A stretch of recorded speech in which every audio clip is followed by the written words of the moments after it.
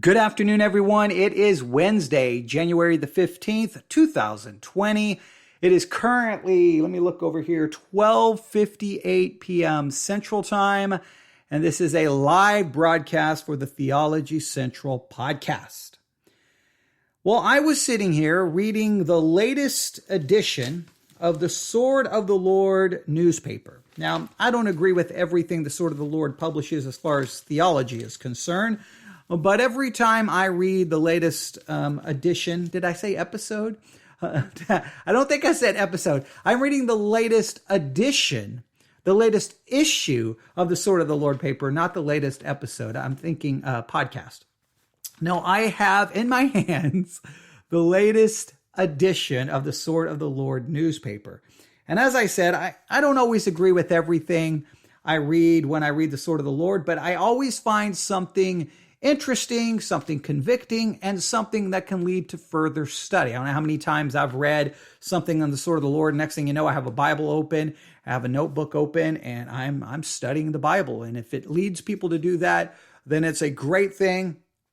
I have been looking at the Sword of the Lord newspaper, feels like a good portion of my adult life, and I still get them, and this one arrives. This is the December the 27th, 2019 issue of the Sword of the Lord, and I am looking at a section called Unsolicited Advice. Unsolicited Advice. It's written by Fred Willis. Unsolicited Advice by Fred Willis, and the name of the article is Winning the Race, and I want to read just some of this. Most adults in America are aware of the Boston Marathon, the New York City Marathon, and perhaps other endurance races. Olympic races have been taking place for many years. But recently, I read an extensive article in Popular Sports magazine about a race that most people would never have heard about. It is called Big's Backyard Ultra. It was started 7 years ago by Gary Cantrell and takes place on his property. The little town of Bell Buckle, Tennessee. What a name of a town, Bell Buckle. Okay, that's what this says. This race takes place in this little town called Bell Buckle, Tennessee. Is where the race is run every year. The concept is simple. Now listen listen carefully to this concept, because this is a very unique race. It's not like any other race, all right? Runners have an hour to complete a 4.167 mile loop at the race organizer's home. Now you may think, well, okay, a 4.167 mile loop. Okay, all right. Okay, well, is that a big deal? Is that unique? Well, listen, the key there, it's a loop, all right? It's a loop, all right? In other words, you're going to keep running it. So they have an hour to complete this 4.167 mile loop at the race organizer's home. Then they do it again and again and again, breaking for food and rest only in the spare time before they start the next loop. Hundreds of miles and a whole lot of pain later, the last competitor still running wins. Basically, you keep running this loop, 4.167 miles. You keep running the loop over and over and over. And when there's only one person left, the last person running, they're the winner. Crazy. And you only break for food and rest only in the spare time before the start of the next loop. So, for example, if you complete the 4.167 mile loop before everyone else and before the next loop starts, guess what? You can rest and eat some food, okay? Then you have to be ready to go when the next loop starts. This is how they describe this. The race goes on night and day around the clock. There is no finish line, and the race is only over when one person is still running. The better runners will make each loop with 5 to 10 minutes to spare, during which time they can eat and rest before the next loop starts. This year, for the first time, a woman won the race. Maggie Gutterl, a 30, I guess Guterl, mispronouncing her last name, I apologize. But Maggie, a 39-year-old from Colorado, won the gold coin with the inscription, I survived. And it took her 2.5 days, 60 loops, and 250 miles. For 2 days, 2.5 days, she was running 60 loops, 250 miles. She just kept running this 4.167 mile loop, just kept going. Only for a brief time to stop for food and rest, and then running again. And you just keep running, day or night. Now, the article transitions from that race to a different race. And they ask this question: how did you run in your race in 2019? Were you able to finish, or did you fold up after a few weeks or months? Scripture tells us, wherefore, seeing we are also compassed about with a great cloud of witnesses, let us lay aside every weight and the sin which doth so easily beset us, and let us run with patience the race that is set before us. Hebrews chapter 12, verse 1. Did you know that you are in a race? Every born-again child of God is in the race of life to see how pleasing he can be to our Lord and Savior Jesus Christ. In writing the church at Corinth, the Apostle Paul said, know ye not that they which run in a race all run, but one receiveth the prize. So run that you may obtain. Now that race in Bell Buckle, Tennessee is a unique race. Obviously, it's a unique race. It's a loop. You just keep running. There's not an actual finish line. And you keep going day, night. And if people kept going, it could go 2.5 days, 3 days, 4 days, until literally, there's only one person standing. You're just running, and you do not stop, only for a short amount of time to grab some food and to maybe get a little bit of rest, and then the next loop starts. A very unique race. But if you think about it, the Christian life is a very unique race. It starts the moment you become converted, the moment you are saved, the moment God saves you and brings you from spiritual death into spiritual life. At that moment, your race starts. And it continues until you enter into his presence in heaven, or until he comes back, right? That's a unique race. You just keep going and you keep going. And the race is being run day and night. Doesn't matter the weather, doesn't matter the circumstances, doesn't matter if it's a good day, doesn't matter if it's a bad day, doesn't matter if tragedy strikes, doesn't matter if you're tired, doesn't matter if you're hungry, doesn't matter if you're sick, doesn't matter if you're healthy, doesn't matter what. If you are a Christian, you are in a race. And I agree that many Christians, I think, have sat down on the side of the road and they've given up the race, because the race is your Christian life. Your whole purpose since you've become saved is to run a race in order to serve God, please God, glorify God, to bring people into the kingdom of God, to be serving him, to be serving others. That is your race. Sometimes we see our race is going to my job, getting that promotion, making more money so that I can supposedly provide for my family financially. Who knows how we're providing for them spiritually. You have a lot of men who are worried about providing for their family financially, but they're not being a very good spiritual leader in any way, shape, or form. And they don't really care about the condition of the church or the kingdom of God or the condition of other people's souls or all the different things that they're called to do. They've basically given up the race that they are in as a Christian. They've left that race. They're not running that anymore, and they've went over to another race. And that's the rat race of life, right? The race of jobs, careers, retirement, homes, cars, all of those things. And they have forgotten that they are in another race. And you are to run this race, the spiritual race, the Christian life. You're to run that race so that you can win, so that you can obtain the prize. And there's no breaks. There's no timeouts. The race continues. The race continues when you're in public. The race continues when you are in private. And many times we fall short, and where we're running this race, we fall down and we lay there for a minute, beaten and bloodied and bruised, and we fall because of our own sin. We fall because of circumstances, but we have to get back up and keep running. And there's a lot of professing Christians, and let me stress the word professing, who are in the race. They're not going to be there at the end of the race, because at some point we're going to find out that their profession was fraudulent and fake, and that's it. You're not going to find them in the race anymore. They quit. They gave up. They moved on.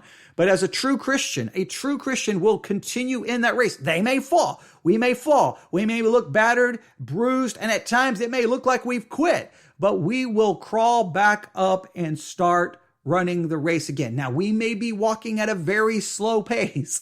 We may be dragging a leg. We may be dragging our leg, maybe dragging a lot of weight that we need to get rid of. But we will continue moving forward in that race. Think about your Christian life and the race you're running today. Do you make lots of excuses? Or are you running the race? Are you really running the Christian race? Are you really doing so? Are you laying aside all the weights, laying aside the sin? Are you really running to get the prize? Are you competing lawfully? I did a devotional on that concept as well. We got to run the race lawfully. Let me remind you again of this race. It happens in Bell Buckle, Tennessee. Let me remind you again how this works, because there's just so many correlations we can draw over to our spiritual life. The runners run a 4.167 mile loop at the race organizer's home. Again, this takes place in Bell Buckle, Tennessee. And they do it again and again and again, breaking for food and rest only in the spare time before they start the next loop. Hundreds of miles and a whole lot of pain later, the last competitor is still running wins. Now, I want you to understand, these people are committed. They're going to endure pain. They're going to endure suffering. And that takes discipline. Do you have that kind of discipline in your spiritual life? Do you have that kind of commitment? All I ever hear from Christians is, I was tired and I was busy and I can't. And here's people running just for a coin that says survived, and they're sacrificing a lot to be able to pull that off. The race goes on night and day, around the clock. There is no finish line, and the race is over when only one person is still running.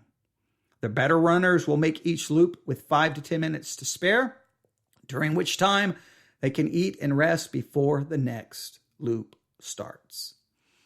And this year, a 39-year-old woman won by the name of Maggie. She received a gold coin with the inscription, I survived, after 2.5 days, 60 loops, and 250 miles.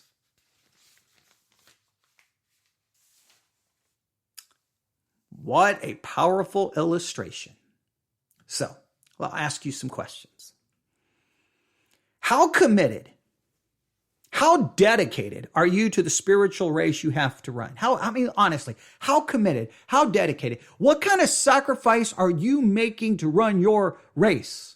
Really, I'm talking real sacrifice. What are you doing?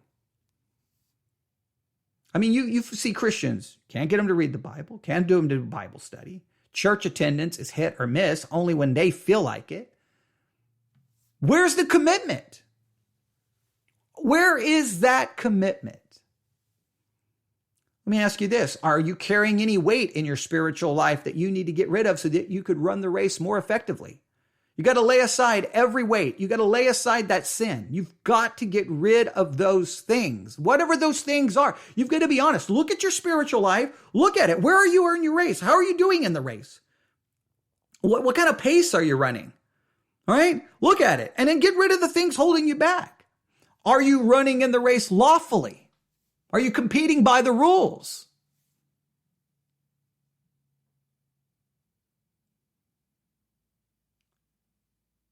Have you stopped? Have you fallen? If I can help you get back up, let me know at newsif@yahoo.com. Newsif if@yahoo.com. And I almost cut myself off from trying to say the email address because I just got this other thought that I think is important. In this race that we just read about, and Bell Buckle, Tennessee, the goal there is you to be the only survivor. You to be it. And everyone else quits and you just keep going. You don't care how many people quit. But maybe I think this is a very important point for us as Christians running the spiritual life. When you see brothers and sisters who have fallen, when you see them have stumbled and fallen and they're laying on the side of the road, don't run past them. Stop and pick them up. So many times the Christian life, this is the way I think some Christians run. Oh, I'm running. Look at me. Woo. I'm godly. I'm holy. I'm so good. I'm better than all of you. And I'm running the race. And I'm glad you're running the race. But then as soon as someone stumbles and falls, you stop and you look at them and go, well, you're out of the race. You're disqualified. You're a loser. Give up. Go home. Never be heard from again. Give up. You're pathetic. You should die. Okay, now maybe we don't say those words exactly that way, but we have kind of a very sometimes derogatory attitude for those who fall. You need to stop and say, hey, what can I do to help you up? What can I do to get you up? Because we want to run the race and we want to cross that finish line with a whole lot of other people. That makes the Christian life a little bit unique and the Christian race unique as well, because we're not just trying to get ourselves there. We're trying to get as many people as we can to the ultimate end, which is in the presence of God. Glory, that we've lived a life that's glorified Him. We've run the race. We've fought the fight. We've completed our task. We've done what we're called to do. We've been a part of bringing other people into the faith. We've been a part of discipling people, mentoring people. We've got a spiritual legacy left. I think sometimes we want a different kind of legacy. What's your spiritual legacy going to be? Are people going to be able to tell others about your race, that you ran it with conviction, with commitment, with sacrifice, with dedication? But remember, when you see others on the side of the road, pick them up. And if you're a Christian and you've fallen and you're laying on the side of the road, I'll do anything I can to pick you up. There is forgiveness. There is grace. Christianity has always been about that. I mean, it's about that fact that we can't and Jesus did, and our salvation is dependent upon Him and not upon ourselves. But we are still called to run a race. All right, I'll stop there. Just kind of a little afternoon devotional thought. I saw that in the latest issue of the Sword of the Lord paper. For some reason, I still am convinced I said episode, but I think I've corrected it enough. All right. I hate when I see if I'm recording and I think I make a mistake, I stop, delete, and start over. But in a live broadcast, you can't do that. So maybe I didn't do great in this devotional message. Maybe I made some mistakes and slip-ups, but hopefully you can take something from this very unique race. And let me give you the name of it again in case you want to look it up. I've not looked it up to know anything about this. I know we have at least one. I think we have one listener in Tennessee, maybe more in Tennessee. It's called the Biggs Backyard Ultra. The Biggs, B-I-G'(S), Biggs Backyard Ultra. And it was started 7 years ago by Gary Cantrell. It takes place in the little town of Bell Buckle, Tennessee. So now, if you want to go run that race, great. You can let me know how it goes. But here's what I'm saying. The dedication and the commitment and the discipline it would take to run that race in Bell Buckle, we need that same kind of commitment, dedication, and sacrifice running the Christian life. And I think sometimes Christians don't. I think sometimes lost people running races for worldly gain and worldly fame and worldly trophy show far more commitment and dedication than many Christians show for running the Christian life. I think many Christians show far greater commitment to their job, their career, money, finances, material possessions, family, so many other things. And when it comes to running the spiritual life, man, you're like, where are they I don't see them on the track. Where are they? I don't see them. And get on the track. We need to run. All right. You can email me at newsif@yahoo.com. Everyone have a great day. May God bless you as you meditate on this.